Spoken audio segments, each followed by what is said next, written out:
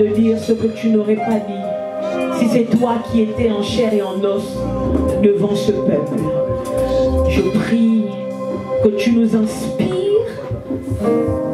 la vérité, toute la vérité, et que cette vérité nous rende réellement libres dans le nom de Jésus-Christ. Amen. Ça veut dire que, en dépit des séparations, le Dieu qui tient la famille est toujours vivant. Il subsiste. Alléluia. Et parce qu'il subsiste, il n'y a aucune famille que le diable puisse éteindre. Parce que le Dieu qui a créé la famille subsiste. Satan croyait que la famille était, comment dire, l'essence, la racine de la famille, c'était Adam et Ève. Et donc il pensait qu'en faisant rentrer le meurtre dans la famille d'Adam et Ève, la famille était finie. Alléluia. Ce qu'il ignorait, c'est que le socle, la racine, la source de la famille, ce n'est ni le père ni la mère. La source de la famille, c'est Dieu. Oh, Dieu est indestructible. Ça veut dire qu'il n'y a aucune famille que Satan puisse détruire.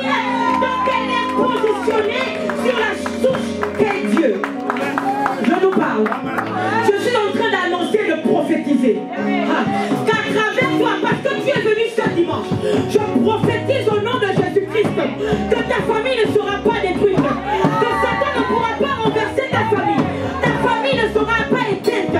Parce que le Dieu qui soutient les familles te rencontre ce soir au nom de Jésus-Christ de Nazareth.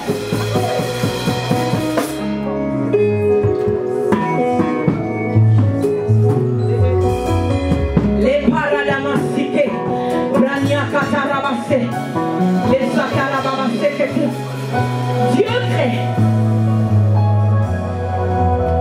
Il crée tout ce qui existe. Alléluia. Et avant que l'humanité n'existe, Dieu prévoit même que les animaux soient en famille. Dieu aurait pu créer simplement le cheval.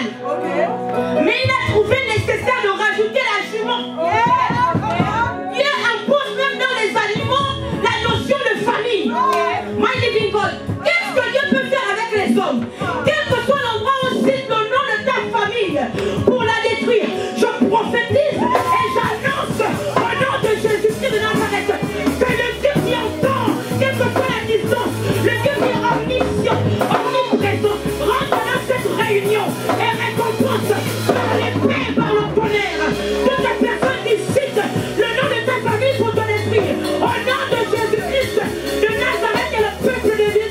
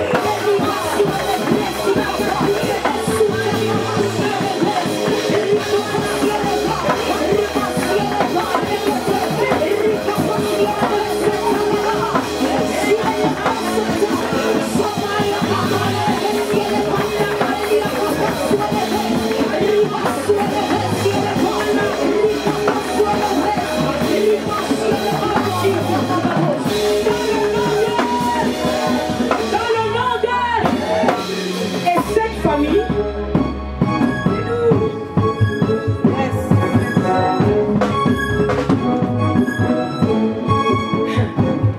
Et cette famille semblait être une famille finie. Parce que ce n'est pas Satan qui les a chassés d'Éden, mais c'est Dieu lui-même qui les a chassés d'Éden. Et la religion nous fait croire que lorsque Dieu nous ferme une porte, ça veut dire que Dieu nous a laissé tomber.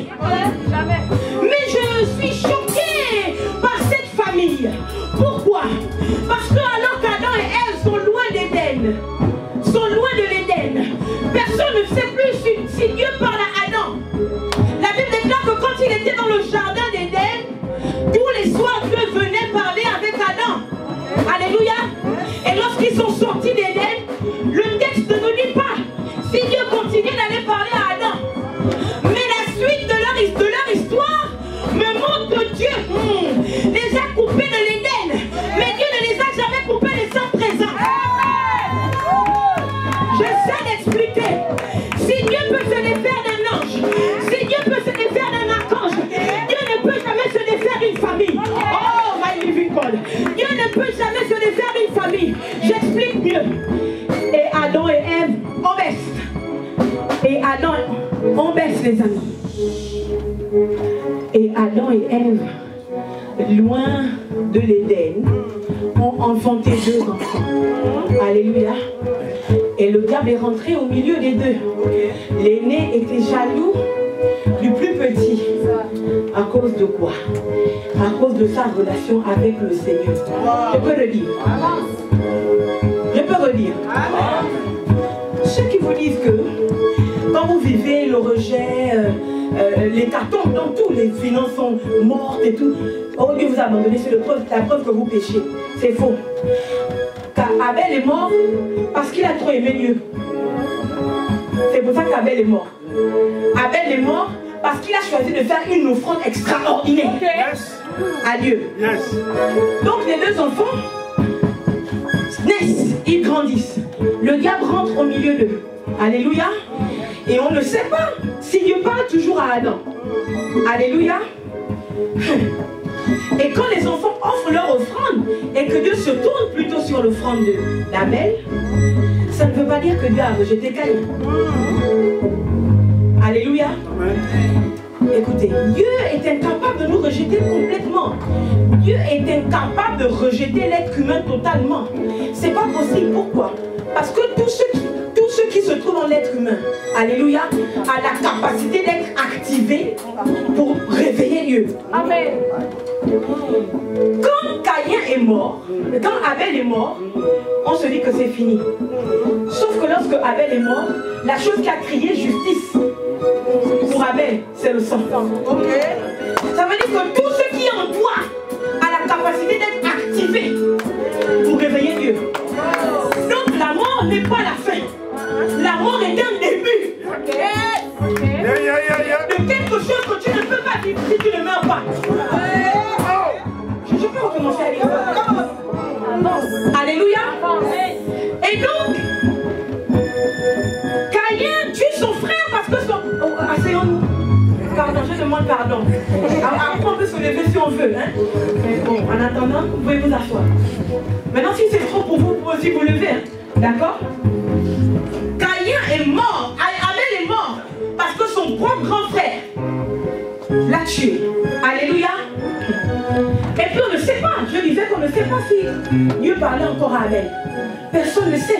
Sauf que le texte nous apprend que Dieu lui-même arrive vers Caïn. Pourquoi? Parce que Caïn se disait que une fois que son frère est mort, personne ne les a vus. Personne ne saura. Caïn n'avait plus de bouche. Abel n'avait plus de bouche. Abel n'avait plus de main. Il n'avait plus de pied. Il n'avait plus de tête.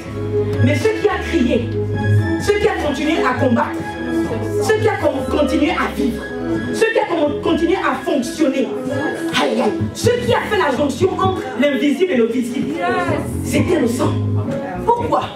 Car Abel Abel est supposé être visible parce que c'était un être humain. Dieu est supposé être invisible puisqu'il est Dieu. Alléluia. Le sang d'Abel attire, sort Dieu de l'invisible pour que Dieu soit obligé de venir dans le visible parler à Caïn. Pourquoi la qualité? Et le sang d'Abel ne crie pas comme n'importe quel sang. Dieu arrive, il demande à Caïn, où est ton frère Abel? Hein? Où est Abel? Suis le gardien de mon frère. Alléluia.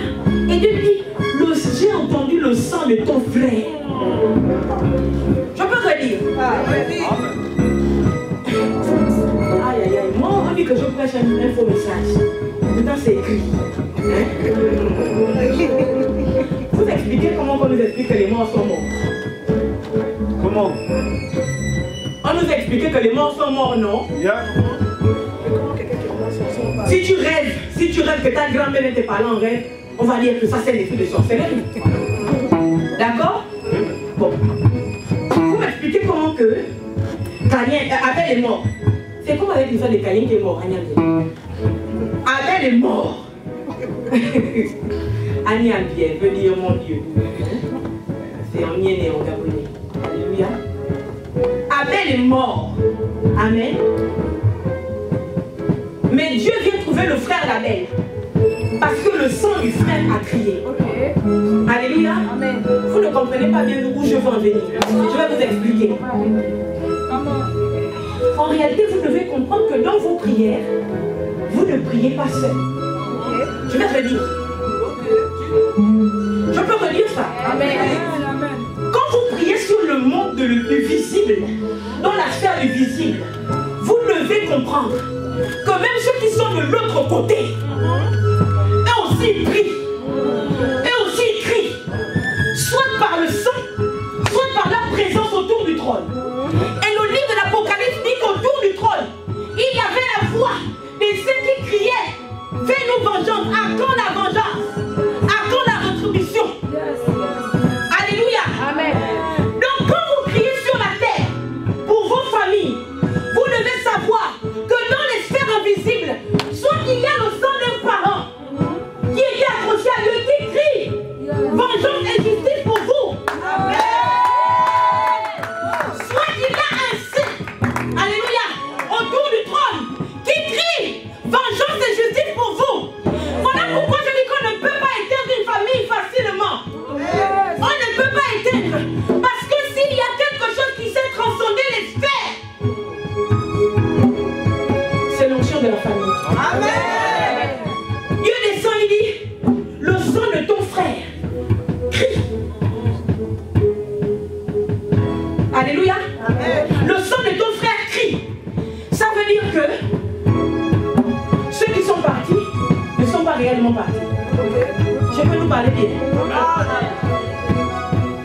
Quand je prie souvent, je dis, oh Dieu, le Dieu de ma grand-mère, le Dieu de mon arrière-grand-mère, parce que je sais.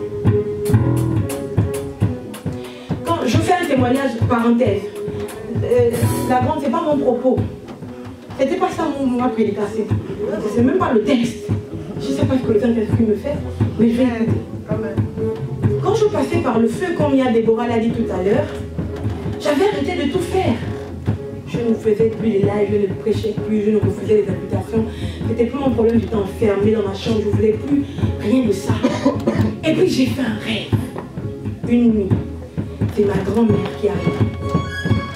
La mère de ma mère. Elle vient, elle avait une robe bleue. Le type de bleu de la robe que tu ne voulais pas que je porte aujourd'hui.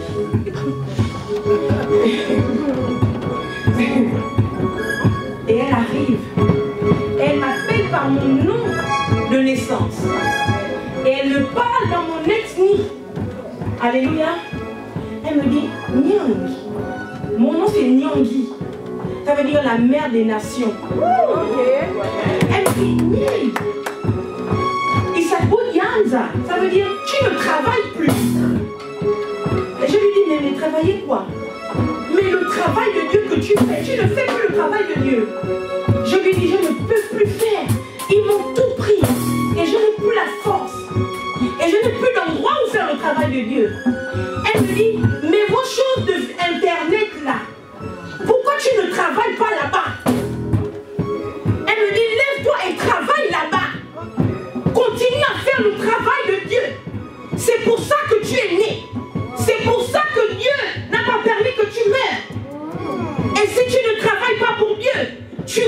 sortir.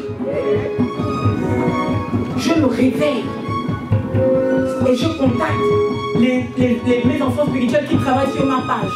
Je dis désormais, on va continuer. On continue les prières. On continue. S'il y a une invitation, on part. Vous comprenez? Cette femme est morte le 21 mai, le jour de ma naissance. Elle est morte le 21 mai 2020. Au moment où elle meurt, je parle devant témoin. Le pasteur Antonia me prenait en photo. Je me sens mal. Je lui dis, Antonia, j'ai envie de pleurer. Je ne sais pas ce qui m'arrive. Vous étiez là, non? Au moment où ma grand-mère meurt au Gabon, moi je suis en France. J'ai envie de pleurer.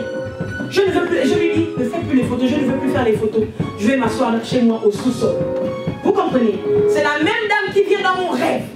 Je croyais que Jésus aurait pu le visage d'Abraham. Je croyais que Jésus même serait venu. Oui, Shirley, c'est moi ton Seigneur. Il a pris le visage de ma grand-mère. Et il m'a parlé dans ma langue maternelle.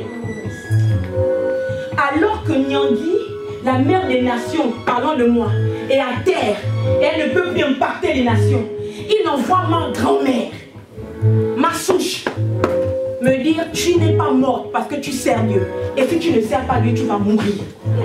Vous comprenez donc que Satan, quand il veut détruire une famille, il se dit que s'il détruit par exemple la souche, vous êtes finis. Alléluia. Sauf que, Dieu merci pour nous, il n'est pas omniscient. L'omniscience lui manque. Hein? C'est ça qui manque au diable, l'omniscience. Alléluia. Dieu sait que dans une famille, my living God, s'il y a quelqu'un qui échoue, il va susciter un autre sang. Amen. Pour se relever. 11 frères avaient échoué. Et Dieu exempte un sang parmi les 12, Joseph. Dieu l'emmène en Égypte. Pendant que ces 11 frères ont échoué, ils ont voulu tuer Joseph. Alléluia. Quand les 11 ont échoué par jalousie, ou plutôt les 12 parce que Benjamin n'était pas dedans, ou plutôt les 10. Quand les 10 ont échoué par jalousie, Dieu a suscité le 1, le 11e, Joseph. Parce qu'il fallait sauver toute la famille. Je prophétise et j'annonce au nom de Jésus. Que Satan ne réussira pas à faire échouer toute ta famille. C'est faux. Il ne réussira pas à faire échouer chaque personne de ta famille. Au nom de Jésus. Parce que ton sang, le sang de ta lignée, le sang de ta famille a été manié dans les mains de Dieu. Satan ne peut pas nous éteindre. Il ne peut pas nous faire échouer. Je prophétise que toutes les familles qui étaient en train d'aller dans l'échec, dans le trou, je parle la parole de Dieu. La Bible déclare, mes paroles sont d'esprit et vie. Je relâche la vie dans les familles. Je relâche la vie dans les familles. Je relâche la vie dans les familles. Par la parole de Dieu, au nom de Jésus-Christ de Nazareth, et tout le monde dit Amen. Les faralasiques les bossa. Et nous pensions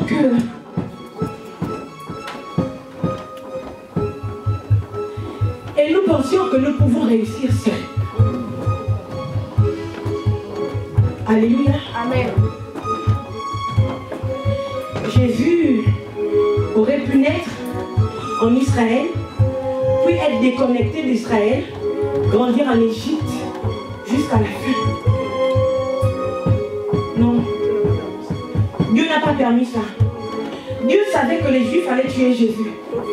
Alléluia. Mais Dieu l'a fait naître en Israël, au milieu des Juifs. Et Dieu l'a fait grandir. Dieu savait que tout le pouvoir était concentré sur la terre juive pour que Jésus n'échoue pas sa mission. Est-ce que je peux le dire? Tout le pouvoir du ciel et de la terre était concentré sur la terre juive pour que Jésus n'échoue pas sa mission. Il était mieux pour le Seigneur que Jésus naisse au milieu de ses semblables, ses frères dans la chair. Alléluia. Pour ne pas rater sa mission. J'ai expliqué que tout le pouvoir du ciel et de la terre, alléluia, était concentré sur la terre juive, en Israël, pour que Jésus n'échoue pas sa mission. Maintenant, je vous explique. Quand Jésus naît, alléluia, non seulement son étoile brille, amen, mais aussi les anges descendent. Aïe. Les anges ne descendent pas en Orient, là où les mages ont vu l'étoile briller. Alléluia. Les anges descendent à Bethléem, auprès des bergers, pour dire qu'un fils nous est né. Un enfant nous est né. Un fils vous est donné. Allez, nous est donné. C'est pas ça. Vous connaissez l'histoire ou non? Ou bien je dois vous raconter? Mais vous fêtez Noël juste pour fêter. Vous connaissez quand même un peu l'histoire de Noël. Ah, ok, d'accord. Vous savez que la couronne, qui font la couronne des fleurs, c'est la couronne d'épines. Vous savez que l'arbre de Noël, le sapin de Noël, vous savez que c'est l'arbre de la vie qui est représenté par Jésus. Ah, vous ne savez pas, vous fêtez juste pour fêter. Hein? Maintenant, vous allez fêter différemment. Alléluia. Et donc, les anges descendent. La Bible dit, ils sont descendus, ils ont commencé à chanter.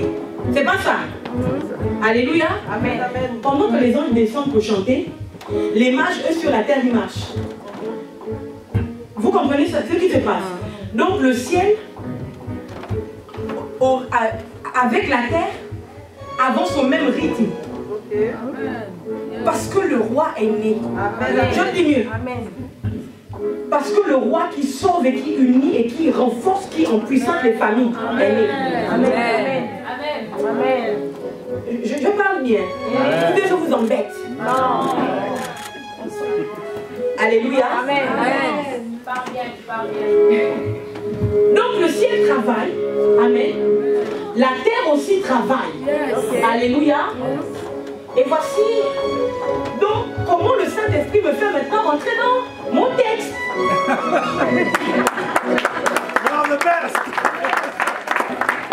Je ne comprenais pas tout ce que j'ai dit là. C'est lui qui a pris ma bouche. Alléluia. Et dans mon cœur, pendant que je vous parlais, je disais que mais mon Dieu, on a tellement mon texte grand. Et c'est comme ça qu'il m'emmène dans mon texte. Pour nous montrer que toute la création, tout l'univers a été créé, a été mis en fonctionnement pour les familles. Amen.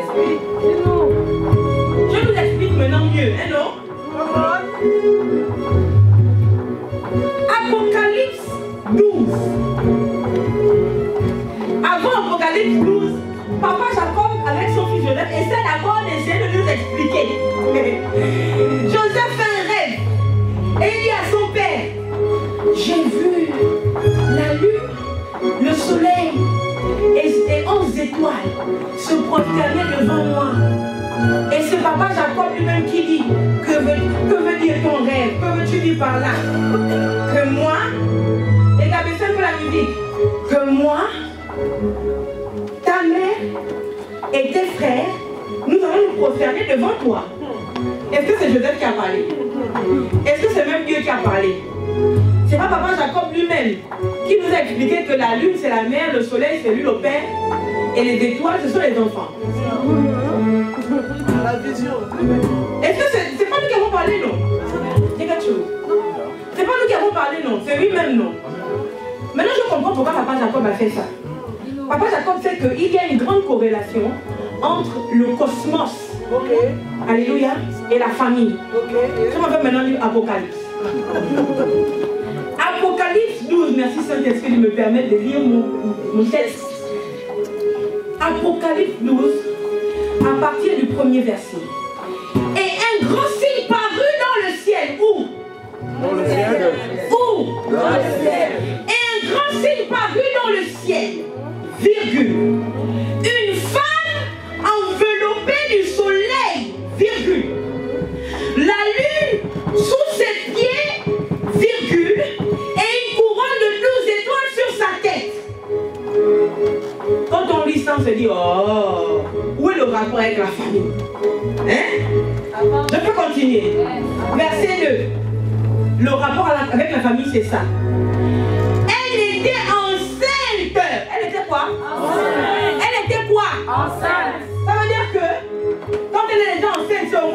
personne.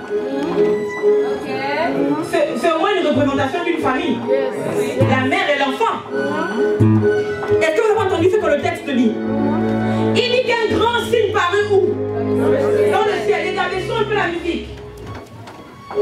Il dit que un grand signe parut dans le ciel. Une femme enveloppée du soleil. Est-ce que je peux avoir mon manteau?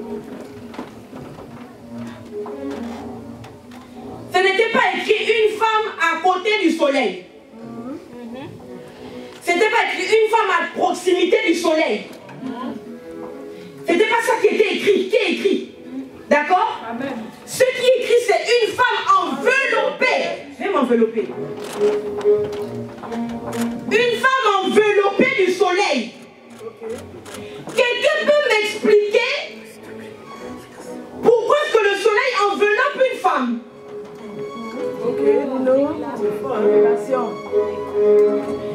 Pas une femme comme ça. Une femme enceinte. Une femme en grossesse. Qui est enceinte. Alléluia. Et pour amener dans l'humanité, quel homme qui était enceinte par un homme, puisque les humains veulent qu'on soit enceinte par les hommes. Bon, ok. Qui était enceinte par un homme. Bon, or la Bible nous dit que Marie n'a pas été enceinte par un homme. D'accord? Cette femme enceinte est enveloppée du soleil. C'est pas fini. La Bible explique. La lune sous ses pieds. Je peux avoir une chaise.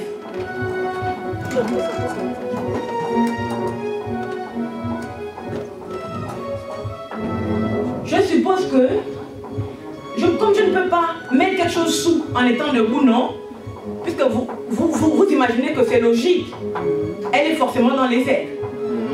Mais la Bible déclare que il y a eu un grand signe dans le ciel. Donc ça ne se passe pas sur la terre. Hein?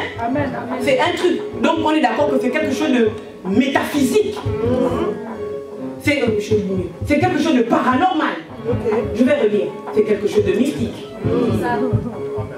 Alléluia. Cette femme donc est enveloppée du soleil. Et puis la lune est sous ses pieds. Demande mes chaussures s'il te plaît.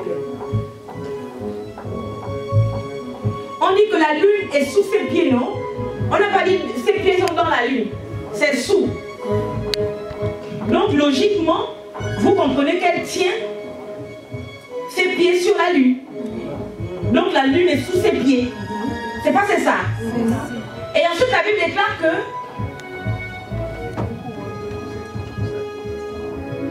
et une couronne de 12 étoiles sur sa tête. Mesdames,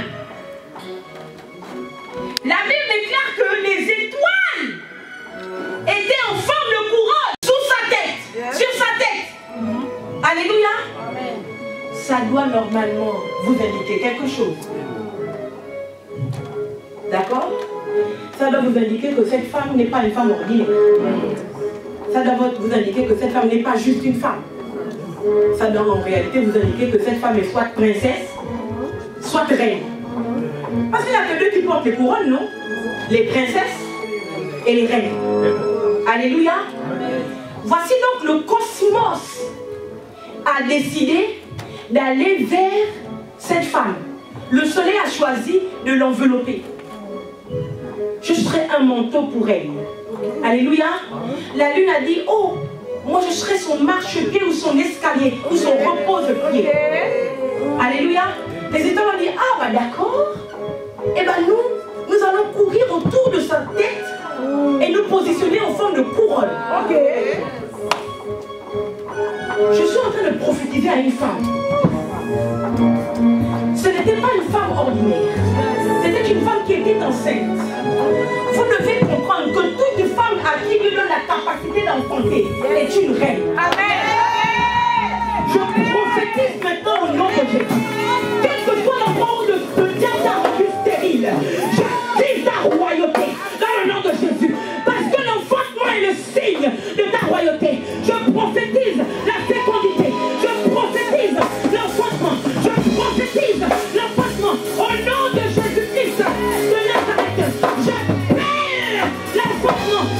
j'appelle le couronnement sur ta vie, le couronnement de la gloire de Dieu sur ton existence, au nom puissant de Jésus-Christ de Nazareth. Amen.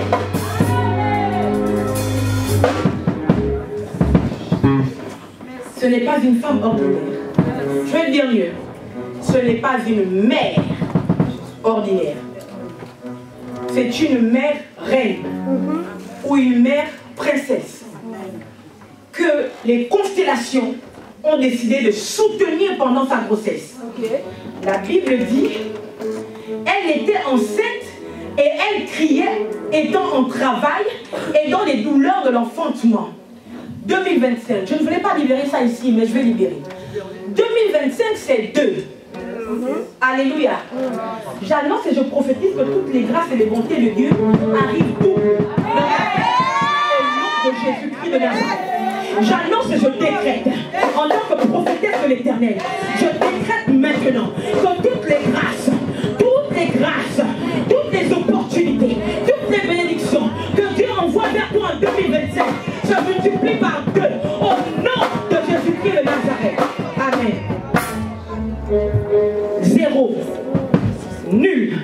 Je prophétise et j'annonce que quelle que soit l'arme que le diable utilisera contre toi en 2025, elle est nulle. Amen. Et sans effet. Amen. Je prophétise au nom de Jésus que les malheurs, je les multiplie par 0, ça fait 0. Amen.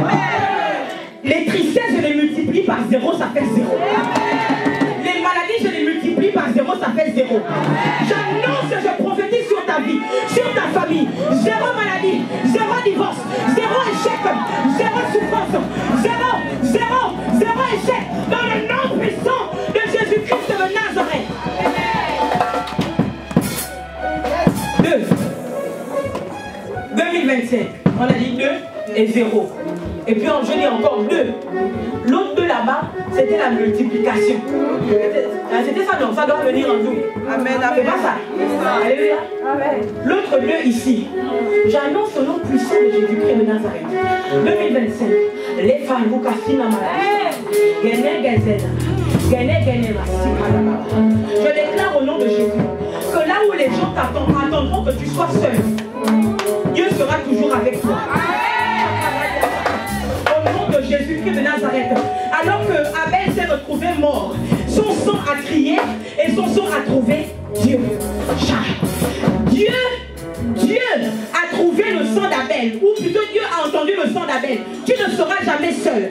Quel que soit ce par quoi tu passeras, même si les hommes décident de te quitter, je prophétise que Dieu ne te lâchera jamais. Dieu ne te lâchera jamais. Tu ne seras jamais seul.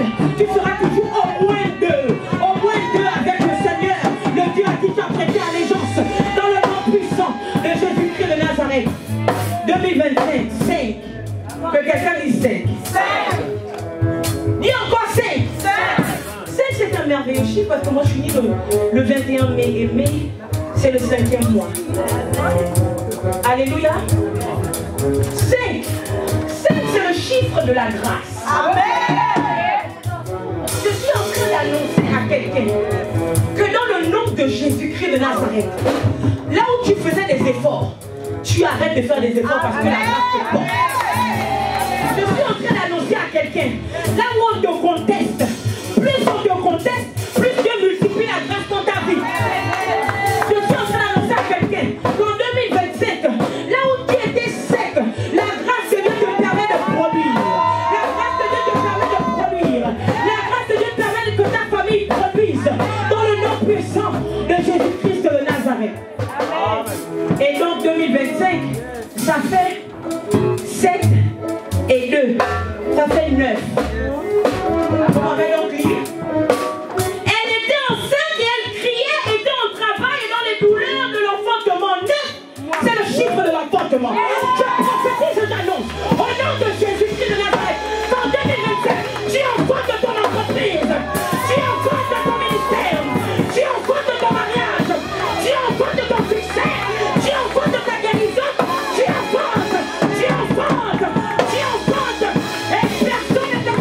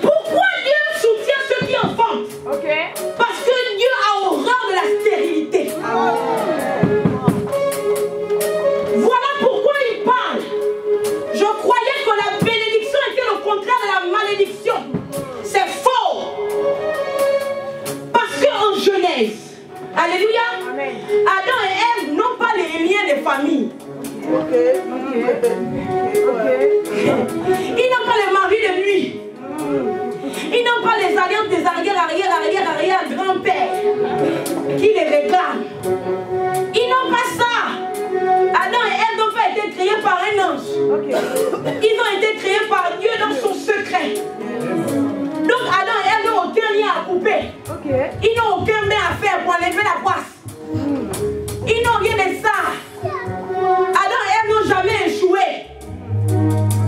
Mais Dieu, la Bible dit, et Dieu les bénit. Hein? Je croyais qu'on avait besoin de bénédiction seulement quand on était maudit.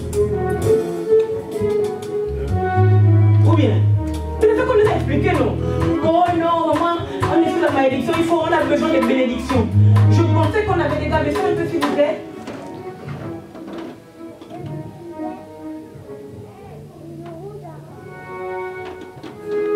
Je pensais qu'on avait besoin de bénédiction seulement quand on est maudit. Et donc jusqu'ici, je croyais que la bénédiction c'était le contraire de la malédiction. Or, si la bénédiction c'est le contraire de la malédiction, pourquoi Dieu prend la peine de bénir Adam et Ève alors qu'ils n'ont aucune malédiction sur leur corps? Pasteur, vous connaissez le texte? Et Dieu les bénit en disant, c'est pas ce qui est écrit. Et Dieu donc les bénit. Moi-même aussi je cherche mon texte. C'est Genèse quelque chose, hein, non? Dieu les bénit en disant, Genèse 1 à partir du verset 22. Et Dieu les... J'ai trouvé, merci pasteur. Et Dieu les bénit en disant, j'expliquais non, que la terre, les constellations et Dieu protège et travaille pour ceux qui enfantent. Parce que Dieu a horreur de la stérilité. Alléluia. Et maintenant, Genèse 1, 22 nous montre la preuve que Dieu a horreur de ceux qui sont secs et qui ne produisent pas. Et Dieu les bénit en disant, Genèse 1er, 22, Dieu les bénit en disant, 2 points, soyez féconds, virgule. Je croyais qu'il allait dire, soyez dominateurs en premier, soyez trop forts. La première parole de bénédiction que Dieu envoie sur Adam et Ève, c'est la fécondité. Je nous parle. Amen. Ça veut dire que lorsque Dieu libère la fécondité, Dieu est en train de dire que personne n'a le droit d'être stérile. Personne n'a le droit d'avorter. Personne n'a le droit d'être sec. Personne n'a le droit d'être improductif. Alléluia. Amen. Il dit soyez féconds, virgule. Soyez féconds, virgule. Multipliez, virgule, et remplissez. Ça, ce sont des animaux d'abord. D'accord? Les humains, c'est 28. Alléluia. Amen. Dieu les bénit et Dieu leur dit, 2 points, soyez féconds, virgule, multipliez, virgule, remplissez la terre. Il dit aux animaux des eaux, remplissez les eaux des mers et que les oiseaux multiplient sur la terre. Donc Dieu libère la capacité d'enfanter à toutes les catégories. Et les hommes, et les animaux, alléluia, les eaux, ceux de la terre, les oiseaux du ciel, alléluia. Il dit, remplissez les eaux et que les oiseaux multiplient sur la terre. Verset 28, multipliez, remplissez la terre et la sujettissez et dominez. J'explique mieux. En Genèse 1er 22, Dieu bénit. Et là donc il parle aux animaux. Donc même les animaux, Dieu est obligé de les bénir. J'explique mieux. Si Dieu ne te bénit pas, tu ne peux pas être fécond. Si Dieu ne te bénit pas, tu ne peux pas te multiplier. Une famille que Dieu n'a pas bénie, elle ne peut pas enfanter. Alléluia. Il parle aux animaux en Genèse 1, 22 et en Genèse 1, 28, il parle aux hommes. Et quand on lit, on a l'impression que c'est la même chose. On est tous pareils. soyez féconds. Dieu les bénit en disant soyez féconds, virgule, et multipliez, virgule, et remplissez les mers. Alléluia. Amen. Donc là, il parle aux animaux. Et là, quand on voit comment il parle aux humains, il dit soyez féconds, virgule, et multipliez. Donc on se dit c'est la même chose. Virgule, et remplissez. Ah, c'est la même chose. Il dit remplissez la terre. Après, maintenant, ça change. Après, en fait, tout le monde est dans le même couloir de la bénédiction. Et à un moment donné, les couloirs se dispatchent. D'accord? À un moment donné, les couloirs se dispatchent. Les animaux ne peuvent que remplir et multiplier. Et puis c'est fini. Mais les humains, ils remplissent, ils multiplient pour une raison. Ils n'enfantent pas pour enfanter. Ils ne multiplient pas pour multiplier. Ils multiplient parce qu'ils doivent assujettir. Ils multiplient parce qu'ils doivent dominer. Maintenant, il faut que j'explique vite. Il faut que je lise vite le texte pour repartir sur mon texte préféré d'Apocalypse. Il dit, et dominer sur les poissons de la mer, virgule, sur les oiseaux du ciel, virgule, et sur tout animal qui se meut sur la terre. Alléluia. Et Dieu dit, deux points, c'est la bénédiction qui continue, hein. Voici, je vous donne toute terre portant la semence et qui est à la surface de toute la terre, et tout arbre ayant en lui du fruit d'arbre et portant de la semence sera votre nourriture, et tout animal de la terre, à tout oiseau du ciel, à tout ce qui se meut sur la terre ayant en soi un souffle de vie. Je donne toute herbe verte pour nourriture. Et cela fut ainsi. Dieu vit tout ce qu'il avait fait. Et voici, cela était très bon. Ainsi, il y eut un soir. Et il y eut un matin. Ce fut le 6e jour. Écoutez. Quand Dieu libère cette bénédiction, les animaux remplissent, les animaux sont féconds, ils multiplient, ils remplissent la terre, les mers et toutes ces choses. Alléluia. Amen. Et les humains sont féconds, ils remplissent la terre. Alléluia. Ils se multiplient, ils remplissent la terre. Alléluia. Amen. Pour quelque chose, pour assujettir. Alléluia. Amen. Il faut assujettir, il faut garder le contrôle. Amen, amen. Amen. Il faut garder le contrôle sur ce que Dieu a créé. Amen. Et dominer. Alléluia. Donc Dieu leur permet de se multiplier parce qu'il faut qu'ils non seulement assujettissent, mais qu'ils dominent également. Alléluia. Amen. On comprend que quand il bénit les animaux, il ne leur donne pas le pouvoir d'assujettir ni de dominer. Alléluia. Maintenant, Dieu dit de dominer sur quoi? C'est écrit, non? C'est pas écrit. C'est écrit sur les poissons. Oui. De la mer. Les oiseaux du ciel. Et tous les reptiles et insectes. Et tout quoi c'est? Tous les reptiles et les insectes. Et tous les quoi? Les reptiles et les insectes. Faut me le livrer, tous les quoi? Les reptiles et les insectes. Et tout? Les reptiles et les insectes. Apocalypse 12. Mon texte de la gloire. Donc je disais que les familles ne peuvent pas disparaître n'importe quand. Parce que Dieu a donné le miracle de la fécondité, de l'enfantement. Alléluia. Aux familles. Alléluia. Amen. Pourquoi? Parce qu'ils doivent dominer sur tous les oiseaux, sur tous les animaux de la terre. Et sur quoi encore? Les reptiles et les insectes. Et sur quoi bien? Les reptiles et les insectes. Ok, Apocalypse 12. Il y a eu des grands signes dans le ciel. Une femme qui était enveloppée du soleil et toutes ces choses, jusqu'à on arrive que les étoiles étaient sur sa tête, elle était enceinte, elle criait, était en travail, élevée, et dans les douleurs de l'enfantement. Et voici verset 3.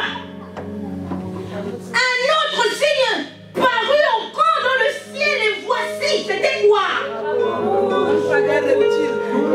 C'était un grand dragon rouge. Le dragon, c'est un quoi?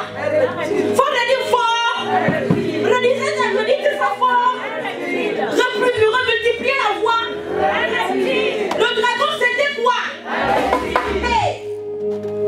Ça veut dire qu'il y a une grande bataille dans le ciel. My living God. Avant que Michael et ses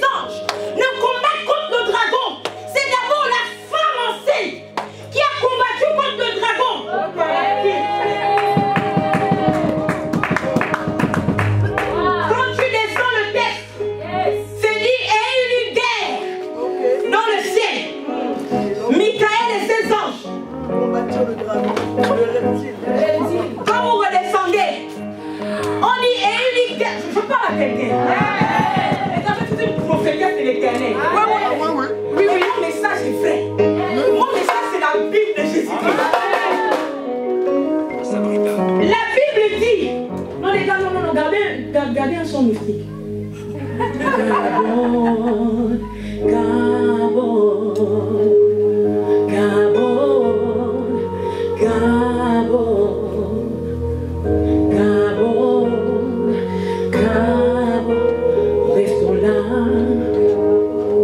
Écoutez, il dit qu'il doit dominer sur les reptiles et sur les serpents. Alléluia. Et la Bible déclare que le combat commence quand on regarde. Aïe, aïe, aïe, ma Bible. Cette femme n'est pas une femme ordinaire. C'est une femme enceinte, mais que les constellations ont décidé de prendre comme une reine.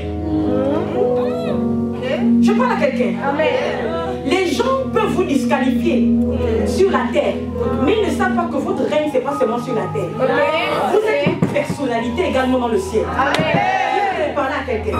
C'est pour ça que quand les gens venaient pour regarder Jésus, si tu es vraiment le Fils de Dieu, Jésus disait que ce que vous me faites là, c'est parce que je vous permets. Mon Père le permet que vous le fassiez. Sinon, je pouvais demander à mon Père, il aurait envoyé des myriades d'anges pour vous détruire.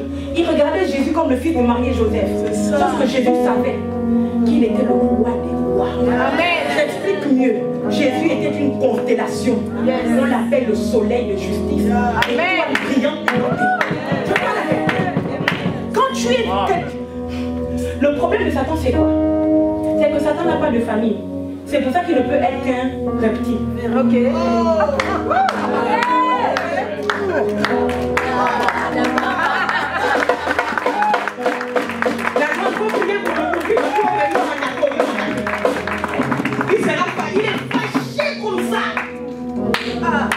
Le problème de Satan, c'est que Satan n'a pas de famille. C'est pour ça qu'il ne peut qu'être un reptile. Qu'un reptile. Alléluia. Or, Jésus a une famille céleste. Et il a une famille biologique. Je nous parle. Sur la terre, on le rallie à David, un roi. Le seul roi à qui Dieu a fait la promesse. Malgré tes péchés, David, c'est moi-même Dieu qui te parle. Sur ton trône, tu t'entraînes à perpétuer un descendant. Je te parle. Et il a une famille céleste. Alléluia. Amen. On le relie, on le ramifie à Dieu. Et la Bible déclare que mon Seigneur a dit à mon Seigneur, assieds-toi à ma droite. Jusqu'à ce que je fasse de tes ennemis ton marche. Alléluia. Ça veut dire que Jésus a une famille royale sur la terre. Et il a aussi une famille royale dans les cieux. Je nous parle. Et donc, quand Dieu bénit, quand les gens qui disent que, oh, j'ai entendu un prédicateur dire que Dieu n'avait pas prévu que Adam et Ève mangent le fruit. Si Dieu n'a pas prévu que Adam et Ève mangent le fruit, déchirons les Bibles, arrêtons. Trouvez une autre religion, faites autre chose. Parce que si Dieu est surpris, mon Père l'entend, on est tous morts. Si Dieu est surpris, non, on est tous morts. Vous comprenez? Dieu avait prévu que Adam et Ève mangent le fruit. C'est pour ça que Dieu leur a donné la capacité d'être fécond et de dominer sur les reptiles. Pourquoi? Parce que le véritable, le redoutable adversaire devait venir sous deux formes reptiliennes. La première forme reptilienne, c'est la forme du dragon.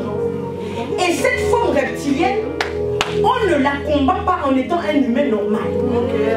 On la combat en activant notre royauté. C'est pour ça que dans le ciel, quand le dragon attaque la femme, il attaque une femme que le soleil a dessinée. Je vais la couvrir. Vous savez pourquoi le soleil l'enveloppe? Parce que le soleil est un feu. C'est que le dragon vous fait sortir de sa bouche. C'est le feu. Le soleil a dit que quand le dragon va cracher le feu sur la femme, il faut que ce soit feu contre feu. Et il n'y a pas un feu plus feu que le soleil que Dieu a créé. Je prophétise au nom de Jésus. Parce que le soleil de justice t'environne. Parce que le soleil de justice environne ta famille. Je déclare que quel que soit le feu que le dragon va les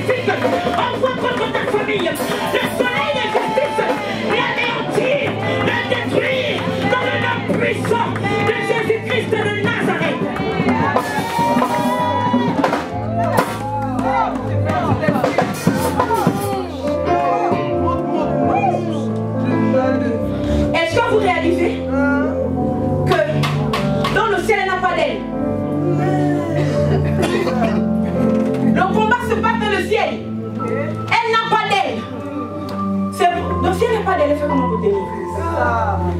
C'est pour ça que la lune a dit que maman, attends. Tu ne vas pas tomber.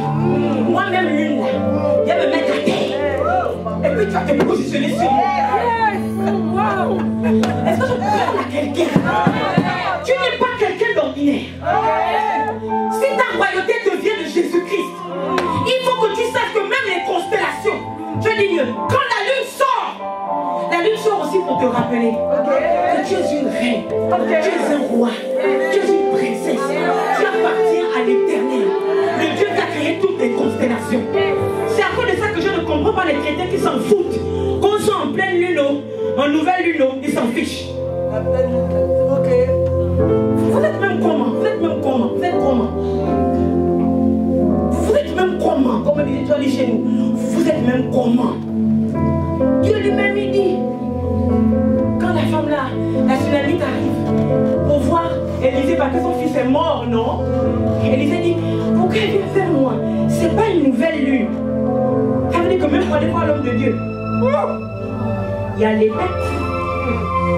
Il y a les signes des constellations qu'il faut voir pour la prédisposition de l'homme de Dieu. C'est moi qui invente mes écrits. C'est écrit. C'est écrit. Mais on nous a tellement fait rentrer dans la religion qu'on n'a rien compris. C'est pour ça que Jésus est venu. Il a expliqué que la loi, c'est la loi de Moïse. Attention, on n'est pas pareil. Alléluia. Amen. La lune donc arrive, elle se met pour que la dame pose ses pieds dessus. Alléluia. Et parce qu'il fallait expliquer du dragon et de la femme enceinte qui était légitime, qui pouvait régner et siéger légitimement dans le ciel. Les étoiles ont dit, il n'y a pas de roi sans couronne. Les étoiles ont décidé que si toi, dragon, tu n'as pas encore compris que ici, le grand signe c'est elle. C'est écrit, il y eut un grand signe dans le ciel. Quand on descend au verset 3, on dit, et il y eut un autre signe. L'adjectif grand est associé à la femme. Et puis le truc insignifiant est associé au reptile. Je lui parle.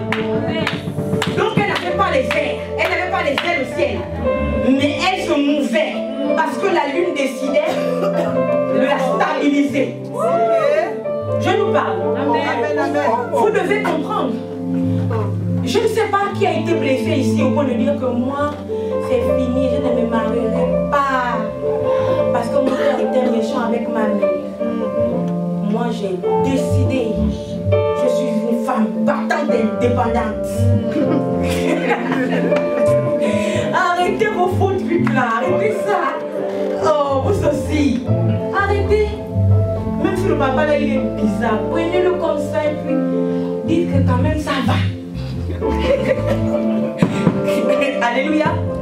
Parce que vous avez le deux. En fait, pour activer tous les éléments de votre royauté qui sont placés dans le ciel, dans les constellations, il faut être une famille. Amen.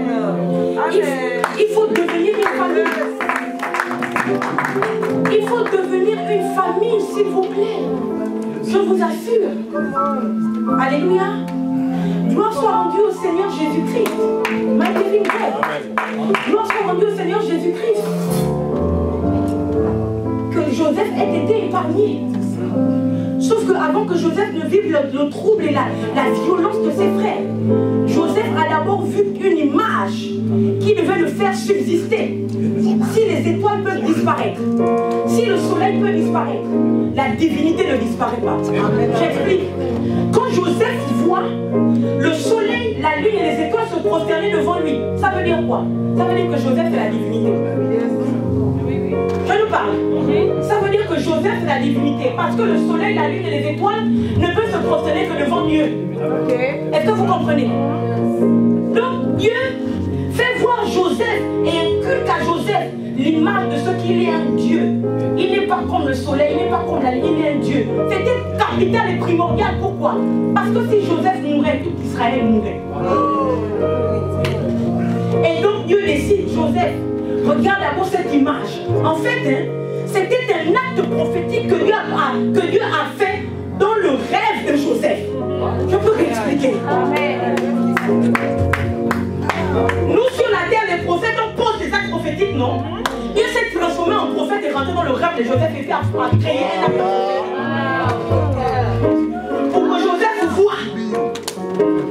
Oh, c'est moi Joseph, le soleil, la lune et 11 étoiles se prosternent. Dieu dit, c'est très bien Joseph. Tu comprends donc que tu es un Dieu, tu es une divinité. Et les dieux ne meurent pas. Amen. L'homme sont rendus à Dieu. Yes. My living va mourir. S'il mourait, tout Israël mourrait dans la famine. Alléluia. Donc quand Joseph va en Égypte, quels que soient les tourments par lesquels il est passé, Joseph ne meurt pas. Parce que Dieu avait posé un acte prophétique dans le monde invisible. Okay. Joseph est Dieu, personne ne peut tuer Dieu. Je nous parle. Est-ce que je nous parle? Cette femme donc est protégée dans le combat contre le reptile dans sa forme céleste. Okay. Alléluia. Okay. Dans le ciel. Amen. Amen. Elle est protégée par les constellations. Alléluia. Et voici ce que la Bible dit ensuite. Je vais lire pour que vous voyez bien. Sa queue, verset 4, donc c'est le dragon, hein. Sa queue entraînait le tiers des étoiles du ciel et les jetait sur la terre. Le dragon se tient devant la femme qui allait enfanter, afin de dévorer son enfant lorsqu'elle aurait enfanté. Elle enfanta un fils qui doit paître toutes les nations avec une verge de fer. Je ne comprends pas. Elle a enfanté où? La sphère sur laquelle elle a enfanté, c'est où? Mais c'est logique, les gars. Elle a enfanté dans le ciel. Elle a enfanté dans les constellations. Mais vous refusez que Jésus soit l'étoile du matin, pourquoi? Pourquoi vous contestez ça? Vous contestez ça pourquoi? Quand le gars arrive, alléluia, il se fait annoncer par une étoile. C'est pas trop ainsi. Hein? Ça que elle enfanta un fils qui doit paître toutes les nations avec une verge de fer. Et son enfant fut enlevé vers Dieu et vers son trône. Alléluia. Et la femme s'enfuit dans le désert. Elle est descendue. D'accord? Dans le désert où elle avait un lieu préparé par Dieu afin qu'elle y fût nourrie pendant 1260 jours. Et il y eut guerre dans le ciel. C'est seulement après ça qu'il y a eu une guerre dans le ciel. C'est seulement après ça que les anges rentrent en action. Hein? D'accord? Entre-temps, la femme a déjà combattu. Son combat, c'était de coûte que coûte faire sortir l'enfant qui était dans son ventre. Alléluia. Donc elle enfante. Permettez-moi de suggérer qu'elle enfante dans les airs. L'enfant est enlevé et on l'amène dans le trône, au niveau du trône de Dieu. C'est un endroit impossible à Satan d'y accéder. C'est pas possible. Parce qu'avant d'aller trouver Dieu, il faut d'abord qu'il combatte contre les 7 chandeliers qui sont devant le trône. Okay. Avant d'aller trouver Dieu, il faut qu'il attende son pipi, il va voir les 4 êtres vivants. Et il sait plus c'est qui. Est-ce que c'est l'homme? Est-ce que c'est le lion? Est-ce que c'est l'aigle? En fait, il ne peut pas. Parce que Satan ne peut être que serpent et dragon. Or, pour atteindre Dieu, non. Il faut qu'il réussisse à être feu. Les chandeliers là. Après, il faut qu'il réussisse à devenir bouc, bœuf. Après, il réussit à devenir aigle. Après, la chose qu'il ne réussira jamais à être, s'il peut se débattre pour être bœuf. Oh, le groupe d'Azazel. Oh, le buffalo, le bafomé. Le bafomé. Oh, le faux aigle, leur aigle, machin. Oh, le lion. Mais il va réussir comment être homme. Il va réussir comment à être homme. Il va réussir comment à être homme. Pour atteindre le trône de Dieu, il faut que Satan devienne homme. C'est impossible. C'est impossible. Celui qui peut être homme, c'est Jésus. Le Fils de Dieu. C'est pour ça qu'on met l'enfant dans le trône de Dieu. Parce que Satan ne peut pas arriver jusqu'au trône de Dieu. L'enfant doit absolument être sécurisé parce qu'il doit paître les nations avec une verse. Ça c'est encore loin. Laissons d'abord. Laissons. Non, revenons. Est-ce que vous comprenez que vous êtes obligé d'enfanter?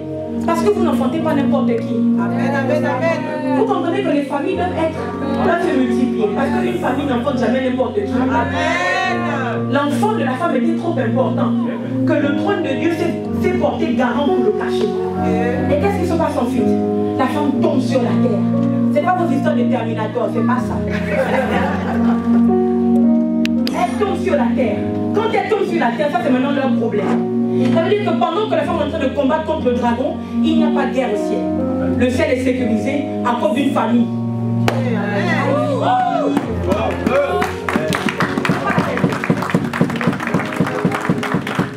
Le ciel est sécurisé parce qu'il y a une maman enceinte qui accouche son enfant. Là où il y a l'enfantement, Satan est désarmé.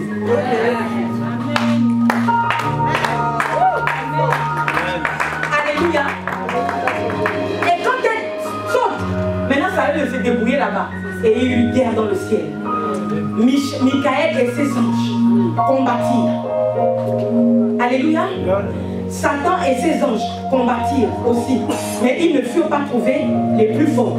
Alléluia. Après c'est là qu'on dit que il fut précipité. Alléluia. Le grand dragon, le serpent ancien, il fut précipité où? Sur la terre. Parce qu'après la chanson, c'est un chant, c'est les anges qui chantent. Oh, malheur à la terre et à la mer. Alléluia. Donc quand le gars tombe maintenant sur la terre comme la femme, il se dit que puisqu'au ciel, on l'a chassé, il ne peut pas remonter pour atteindre l'enfant qui est gardé par le trône de Dieu. Il faut donc qu'il continue à en vouloir à la femme qui a décidé de se battre bec et ongle pour produire sa famille. Vous ne devez jamais abandonner quand il s'agit de votre famille. Vous ne devez jamais abandonner. J'appelle maintenant la force du Saint-Esprit sur vous, afin qu'elle vous en puissante, de telle sorte que quels que soient les combats qui concernent votre famille, vous ne démissionnez pas. Amen. Ne abandonnez pas. Dans le nom de Jésus-Christ, ce que le diable est en train de faire pour vous pousser à abandonner, quant à ce qui concerne votre famille, votre fils, votre mère, votre fille, quelles que soient les crises d'adolescence qu'ils ont, je prophétise et j'annonce que Dieu vous donne la force au nom de Jésus de vous battre pour votre progéniture, de vous battre pour votre famille, parce que la famille, c'est ce qui approche la royauté dans la terre, dans la famille, sur la terre, au nom de Jésus-Christ de Nazareth. Et donc quand il est précipité, il comprend que sur la terre, il ne peut plus être dragon. Ça ne va pas fonctionner. Il va être alourdi par les ailes. Parce que le dragon a de grandes ailes. Alléluia. Il faut qu'il soit plus léger. C'est extraordinaire. Parce que cette dame, quand elle ne tombe pas dans une belle ville. Hein? Elle ne tombe pas dans une belle ville, une belle commune. Elle ne tombe pas aux Champs-Élysées. Non. Elle tombe où? Dans le désert. Pourquoi? Parce que donc Dieu la précipite dans le désert, parce qu'elle va continuer à combattre. Or, si le serpent n'est pas fort dans les airs, il est fort dans le désert. Est-ce que je peux venir? Si le serpent n'est pas fort dans les airs, il est fort dans le désert. Parce que, mais oui, le désert c'est le lieu du serpent. Le sable, là, le serpent se faufile, il glisse. Il glisse. Non, c'est pas seulement la terre, c'est même pas la forêt. C'est le désert. Vous comprenez? Le désert, c'est un lieu dangereux. Les serpents sont très forts en désert. Ils sont très forts dans le désert, les serpents. Donc le dragon là-bas, non? Quand il tombe, il devient serpent. Alléluia. Sauf que qu'est-ce qui se passe?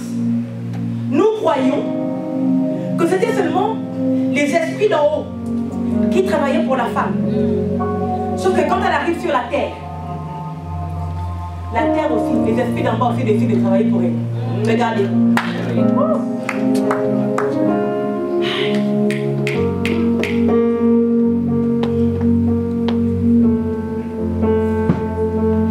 Quand le dragon vit qu'elle avait été précipitée verset 13 sur la terre, il poursuivit la femme qui avait enfanté l'enfant mâle. Et les deux ailes du grand aigle furent données à la femme, afin qu'elle s'envolât au désert vers son lieu, où elle était nourrie un temps, des temps, et la moitié d'un temps, loin de la face du... Écoutez. Et de sa bouche, le serpent lança de l'eau comme un fleuve derrière la femme, afin de l'entraîner par le fleuve. Moi, je suis dérangée. Je suis extrêmement dérangée. La Bible déclare que lorsque la femme tombe sur la terre, les ailes du grand aigle lui ont été données, alléluia, pour qu'elle fût transportée dans un lieu loin de la face du serpent. C'est pas ça. Ça veut donc dire que le serpent n'était pas donc possible, n'était pas supposé la voir. Alléluia. Soit le texte parle de cette partie-là comme étant quelque chose qui s'est déjà passé. Comment je peux expliquer ça en français? C'est quoi le terme en littérature? J'explique mieux. Attendez. C'est ça. En fait, mais non, même pas. En fait, l'événement s'est passé. En fait, avant, l'événement s'est passé après que le serpent ait jeté l'eau. Est-ce que vous comprenez? En fait, dans la littérature, on explique qu'elle fut emportée et toutes ces choses parce qu'en fait, il y a eu un combat, non? Le serpent a versé l'eau et puis finalement, elle a eu des ailes et elle est partie. Alléluia, vous comprenez ce que je veux dire? Qu'est-ce qui se passe ici? Il se passe qu'alors que la dame est sur la terre et qu'elle court, quand vous courez, hein, en fait, quand Dieu vous a déjà donné la victoire sur votre ennemi, dans un domaine donné, il peut crier tout ce qu'il veut crier, ne vous retournez pas. Il peut vous raconter tout ce qu'il veut raconter, non? Ne vous retournez pas. Oh, si elle a gagné, c'est parce qu'elle avait un père qui lui a ouvert une telle porte. Si on la voit aujourd'hui, c'est parce que... En foutez-vous. Ne regardez plus. Ce n'est pas votre problème. Parce que la femme là, quand elle part, non? Elle ne se retourne pas pour regarder si le serpent est fâché ou n'est pas fâché. Elle fonce droit devant elle. Alléluia. C'est pour ça que c'est derrière elle que le serpent jette l'eau. Vous comprenez? Ils vont toujours jeter. Ne vous... Quand vous avez déjà eu une bataille, alléluia, s'il vous plaît, Dieu vous permet de gagner, de faire cette bataille pour continuer. Amen. Alléluia. Amen. Ne vous arrêtez pas derrière. Amen. Restez tranquille. L'histoire racontera pour vous. Amen. L'histoire va raconter pour vous. Ce que vous avez à faire, c'est de continuer l'aventure jusqu'à votre lieu. Amen. Alléluia. Cette femme tombe sur la terre et elle fonce. Et le serpent se rend compte que, mon Dieu, pourquoi le serpent n'arrive pas à la terre? En fait, pourquoi le serpent jette l'eau? Parce que vous savez que l'eau est plus rapide que le serpent. Hein? Vous savez que la force de l'eau est plus rapide que le serpent. Donc si le serpent jette l'eau, c'est que la femme a une distance qui ne peut plus l'atteindre. Alléluia. Il jette l'eau sur elle. Qu'est-ce qui se passe? Je vous lis ça vite. Et les deux ailes du grand dragon furent données à la femme afin qu'elle s'envolât au désert vers son lieu, des temps, l'eau de la face du serpent. Et de sa bouche, le serpent lança de l'eau comme un fleuve derrière la femme afin de l'entraîner par le fleuve. Verset 16. En haut, c'était le soleil, la lune, les étoiles qui ont combattu, qui ont dit qu'on se rend du côté de la reine. Alléluia. Maintenant sur la terre, verset 16. Et la terre secourut la femme, virgule. Et la terre ouvrit sa bouche et engloutit le fleuve que le dragon avait lancé de sa bouche. Je prophétise et j'annonce qu'en 2027, quel que soit ce que le serpent et le dragon lancera contre vous, my living God, au nom de Jésus, le fait, my living God, le fait de savoir prier, le fait d'être pieux, le fait de travailler sa spiritualité, vous fait monter à un niveau dans les airs. Alléluia. Mais je prophétise que même si la prière que tu sais faire, c'est seulement dans notre Père, j'annonce au nom de Jésus, même si tu n'es pas assez haut spirituellement, je prophétise que les éléments de la terre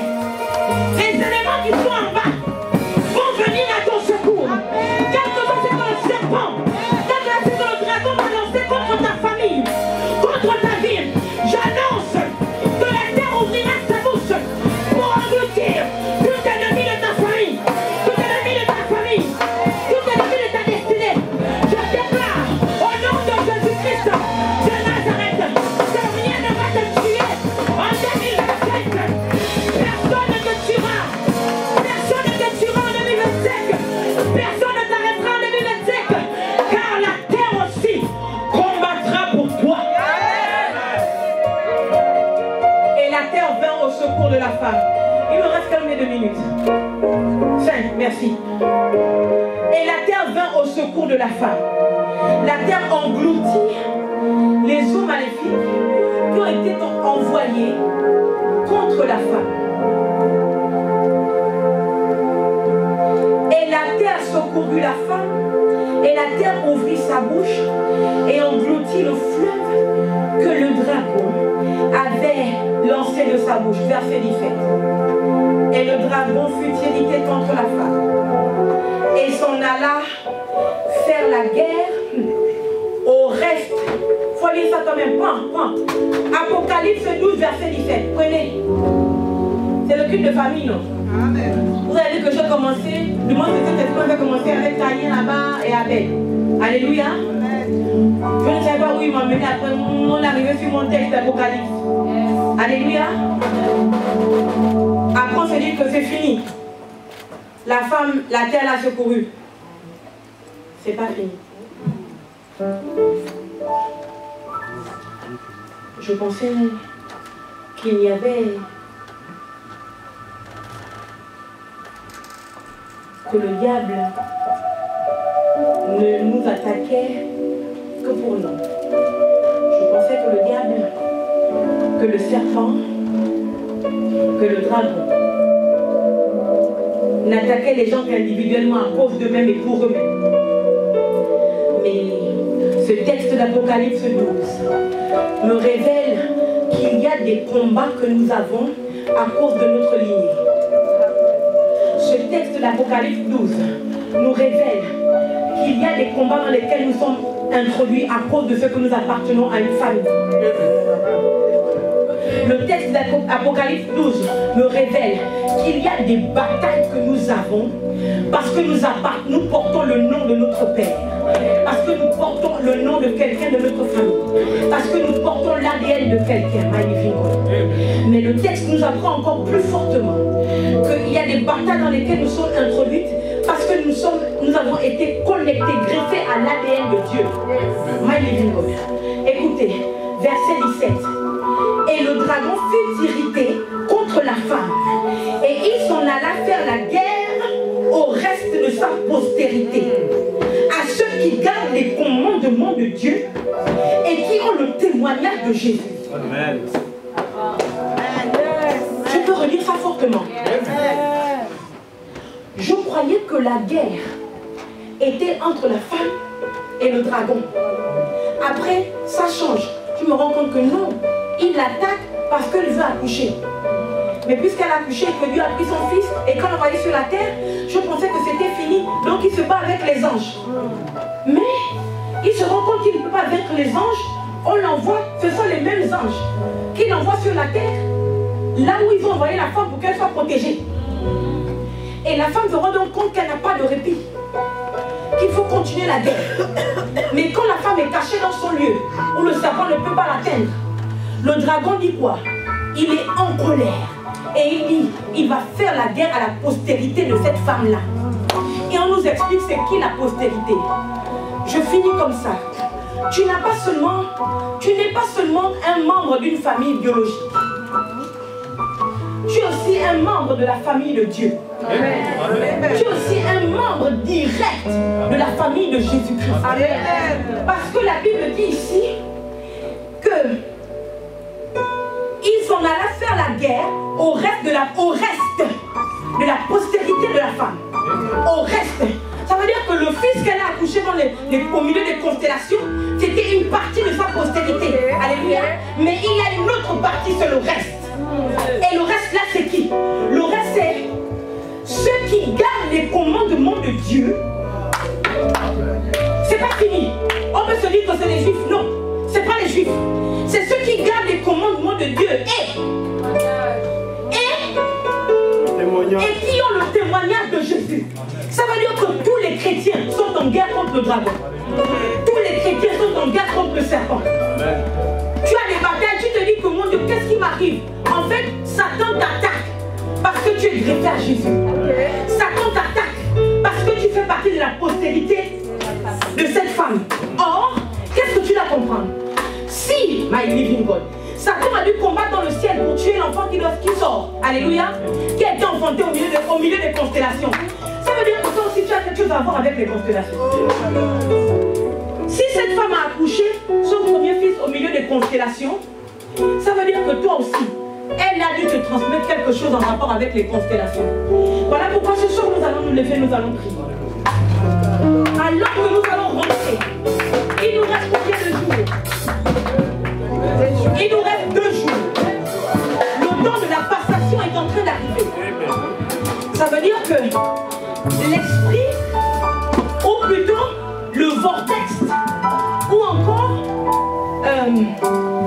la constellation qui ouvre la porte à 2025 est déjà en mouvement, en train de travailler. Alléluia. Et donc nous qui avons l'ADN de cette femme, je dis mieux, nous qui avons l'ADN de Jésus-Christ, nous ne pouvons pas traverser, crossover, nous ne pouvons pas assister ou bien faire partie de la passation entre 2024 et 2025 sans rien faire. Non, non, non, non, non. Alléluia. Nous allons donc, au nom de Jésus, ici représenter chacun pour sa part, sa famille biologique et sa famille spirituelle. Alléluia. Ta famille spirituelle, c'est ton église ici. C'est ta mère spirituelle. C'est ton frère qui est à côté de toi. Alléluia. Pour votre famille spirituelle, c'est le sanctuaire. Alléluia. Vous allez représenter ici votre famille biologique et votre famille spirituelle. Alors que nous sommes aux portes de 2024, de 2025. Est-ce que je peux avoir une personne? Non, laisse-moi, je vais prendre la tata. La jeune fille, c'est pas la tata, c'est moi ta tata, hein? D'accord? Tu es ma nièce, moi je suis ta tata. Donc, moi je suis 2024. Toi tu es 2025. Alléluia. Nous sommes au moment de la passation. 2024 est en train de courir. Alléluia. Vers 2025. C'est fou, hein? Alléluia. En fait, 2025 vient de l'éternité pour arriver dans le temps. Et 2024 part du temps pour aller dans l'éternité. Donc ils vont se croiser. Alléluia. Et ma vie, je suis en France. Quand 2024 court, il faut que tu cours aussi, ma fille. Enlève les talons parce qu'on va courir. Et donc finalement, il faut un autre 2025. Il faut un 2025. Je ne peux pas faire 2025 pour pas. Je ne peux pas faire 2024. Tu fais 2024. C'est pas 2024, hein? Toi, tu es 2025. Il faut que tu ailles un peu plus loin. Vous devez courir. Il me faut quelque chose. Prends une bouteille d'eau. Prends une bouteille d'eau. Prends une bouteille d'eau, maman. Laisse-moi une bouteille d'eau tranquille. Prends ce qui ne va pas faire mal. Donc, regarde. Toi, tu es 2025. Je dis que c'est le temps de la passation, d'accord? Tu es 2025. Toi, tu es 2024. S'il vous plaît, ne soyez pas distraits, pardon. Ne ratez pas ça. Amen. Parce que votre passation est en train de se faire. Amen. Alléluia. Tu es 2025 et toi tu es 2024. Il faut que tu aies un air grave, un air redoutable, parce que c'est ton dernier moment. C'est le dernier temps que Dieu te laisse pour donner encore les bénédictions aux familles qui sont représentées ici. Donc 2024 est au bout de ses forces. Il faut que Dieu... Aïe, aïe, aïe, aïe, aïe, aïe. Jouez-moi. Il me dit monte ici. Et ya, ya.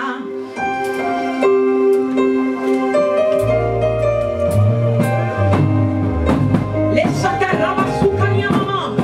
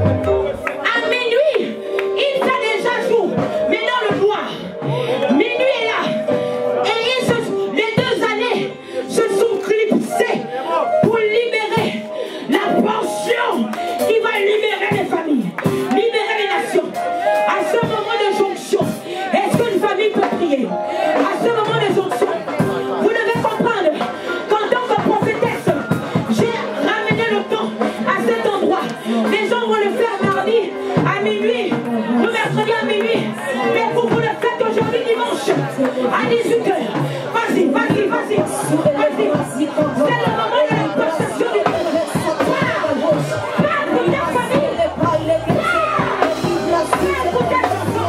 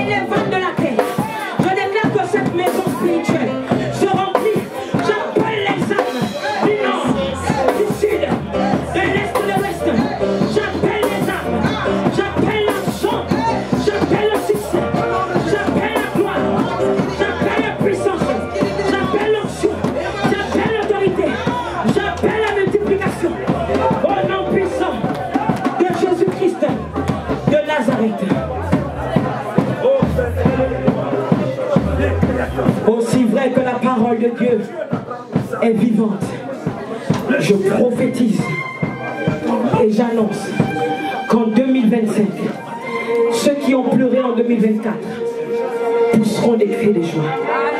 Je déclare que les malheurs de 2024 restent en 2024 et que nous introduisons dans le bonheur en 2025. J'annonce le succès, la réussite.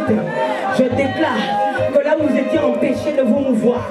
Je parle et je casse toute chaîne qui vous empêchait de vous mouvoir. Au nom de Jésus, 2025, c'est votre année d'accomplissement.